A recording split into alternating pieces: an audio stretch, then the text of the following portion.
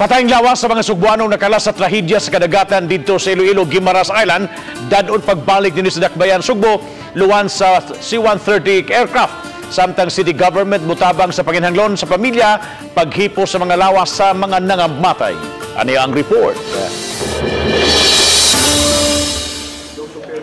Nakikalayon si Mayor Edgardo Labella sa Office of the Presidential Assistance for the Visayas alang sa pagpadala og balik sa Barangay Ermita, Dakbayan sa Sugbo sa mga patayng lawas sa mga nakalas.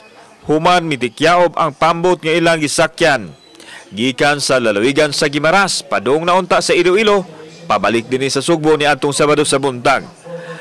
Matod sa mayor nga C-130 plane sa Philippine Air Force ang pasakyan sa patayng lawas sa mga biktima. Bibisita na si Mayor Labella sa pamilyang Bagyo ug Hanson sa Barangay Ermita aron ipadangat ang pasubo ug kasiguruhan sa pamilya sa mga biktima. Abagahon usab sa syudad ang pagpalubong sa mga namatay.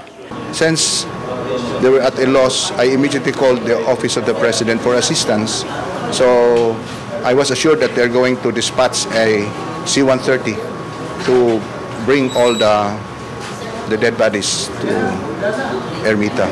Samtang gihanay na sa barangay official ang ubang kinahanglanon lakip na ang hayaan. Sa barangay gym, ipahimutang ang mga biktima sanglit hilabihan man kaapiki ang mga Pinoy-anan sa ilang pamilya. Amo tong gi-sessionan karon ga emergency session mi nga supposedly wala man tayo maghaya na diri sa among gym. Kay nakuha na kaniadto na mo ni kapimok niya karon among gibuhat ang resolution kay lagi sa ilang mangutag sa tagsa kabalay kung ato'y butang murag di yung mga arang. 7 sa pamilyang Bagyo ang kumpirmadong nakalas ug laing 2 ang missing.